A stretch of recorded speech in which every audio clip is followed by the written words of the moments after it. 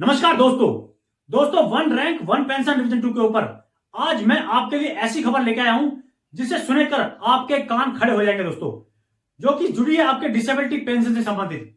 यानी कि 2006 से लेकर 2016 तक किस तरीके से आपको डिसेबिलिटी पेंशन में नुकसान हुआ दोस्तों, पूरी जानकारी मैं आपको इस टेबल के अकॉर्डिंग दूंगा दोस्तों। और साथ ही एक लेटेस्ट अपडेट भी आ रही है, वो भी मैं आपको इस वीडियो में बताऊंगा। तो थोड़ा सा वीडियो थोड़ा लंबा हो सकता है दोस्तों, लेकिन प्लीज जानकारी आपके लिए बहुत अहम है, इसे ध्यान से सुनिए दोस्तों। सबसे पहले दोस्तों बात करें एक ट्वीट की। एक अधिकारी साहब का ट्वीट आया है जिसके अंदर उन्होंने जितने भी पेंशनर हैं, जितने भी एक्स सर्विसमैन हैं, उन सभी का समर्थन करते हुए ये कहा है कि उनका जो फिटमेंट फैक्टर है वो 2.57 से बढ़ाकर 2.81 कर देना चाहिए दोस्तों। इसके साथ ही अब चलते हैं डिसेबिलिटी पेंशन को लेकर दोस्तों, जो कि बहुत ही अहम जानकारी है। तो सबसे पहले बात करें दोस्तों, जो अधिकारी वर्ग है उनकी जो डिसेबिलिटी पेंशन है वो 2006 में क्या किस प्रकार थी उसके ऊपर।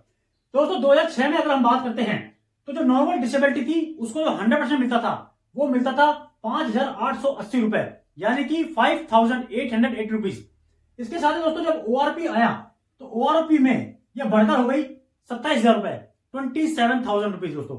इसके बाद 7CPC का जब 2.8 फिटमेंट फैक्टर बढ़ा तो उसके साथ ही ये जो पेंशन थी डिसेबिलिटी पेंशन वो बढ़ गई 75,870 रुपीज दोस्तों।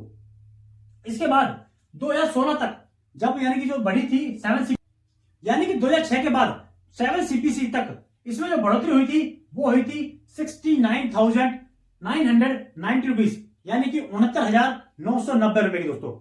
इसके साथ ही जो वॉर इंजरी होती थी जिसको कि 100% डिसेबिलिटी पेंशन मिलता था, उनको जो पेंशन मिलती थी वो मिलती थी 11,760 रुपए दोस्तों, यानी कि 11,760 रुपीज। इसके बाद दोस्तों ओआरपी में ये बढ़कर सीधे 54,000 रुपीज हो गई दोस्तों। इसके बाद CPC 7 के बाद में जो इसमें फिटमेंट फैक्टर लगा 2.81, उसके बाद ये बढ़कर हो गई दोस्तों 1,15,740 रुपीज, यानी कि 1,15,740 रुपए दोस्तों। जिसमें अगर आप देखा जाए कि 2006 से लेकर 2016 तक इसमें जो बढ़ोतरी हुई वो थी दोस्तों 1,39,980 रुपए, यानी कि 1,39,980 रुपीज दोस्तों। इसके बाद दोस्तों चलते हैं वॉर इंजरी और जो IMB आउट होते हैं उनको जो 100% डिसेबिलिटी पेंशन मिलता है। उसके अंदर आप देखिए इसमें जो पेंशन थी वो इनकी थी 11,760 रुपए 2006 में। इसके बाद दोस्तों ओआरपी में यह बढ़कर हो गई 90,000 रुपए। इसके बाद जब इसमें 7CPC आया और जब 2.81 फिटमेंट फैक्टर बढ़ा तो इसके बाद जो पेंशन बढ़कर 2,52,900 रुपए हो गई दोस्तों, यानी कि 2,52,900, जो कि बहुत ज्यादा है दोस्तों। इसके बाद 2006 से लेकर 2016 के बीच में जो ये अंतर था ये बढ़कर हुआ दोस्तों 2,41,140 रुपए दोस्तों, जो कि बहुत ही ज्यादा अहम है। इसके बाद दोस्तों चलते हैं ORGCO की जानकारी पर, जो कि डिसेबिलिटी पेंशन उनकी अगर हम बोले कि नॉर्मल जो डिसेबिलिटी पेंशन थी जो कि 100% को मिलती थी वो 2006 के अंदर मिलती थी 3,510 रुपए। इसके बाद ओआरपी जब स्टार्ट हुई तब भी इनकी जो डिसेबिलिटी पेंशन थी वो थी 3,510 रुपए दोस्तों। इसके बाद 7CPC जब आया तो इनके जो फिटमेंट फैक्टर के अकॉर्डिंग जो 2.57 जो फिटमेंट फैक्टर लगाया, उसके बाद जो इनकी डिसेबिलिटी पेंशन थी वो बढ़ी 9,000 रुपए दोस्तों, यानी कि इनकी जो पेंशन डिसेबिलिटी पेंशन में जो बढ़ोतरी हुई वो 2006 से लेकर 2016 तक इसमें से जो बढ़ोतरी हुई थी वो सिर्फ 5,490 रुपए, यानी कि 5,490 रुपीज की ही बढ़ोतरी हुई दोस्तों। इसके साथ ही चलते हैं वॉर इंजरी जो कि 100% डिसेबिलिटी मिलती थी उस पर। इसमें दोस्तों जो इनकी पेंशन थी वो थी डिसेबिलिटी पेंशन 7,020 रुपए, 7,020 रुपीज, जो कि ओआरपी आने के बाद में 7,020 रुपीज ही थी दोस्तों। इसके बाद जब 7CPC आया यानी कि 7th पे कमीशन आया तो इसमें 2.57 जो फिटमेंट फैक्टर लगा उसके बाद में इनकी जो पेंशन थी वो हो गई 18,000 रुपए बढ़कर दोस्तों।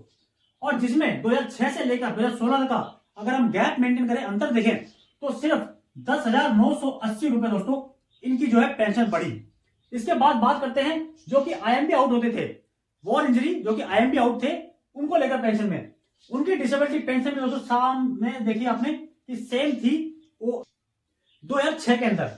इसके बाद दोस्तों ओआरपी भी जब आया तो ओआरपी में यह बढ़कर हुई 10,304 रुपए दोस्तों। इसके बाद जब इसमें 7CP यानी कि 7th पे कमीशन में जब इसमें फिटमेंट फैक्टर को जोड़ा गया तो इसकी बढ़कर हो गई 26,481 रुपए, यानी कि 26,481 रुपीज। और अगर अंतर की बात करें कि 2006 से लेकर 2016 तक जो अंतर इसमें हुआ वो हुआ 19,461 रुपए दोस्तों।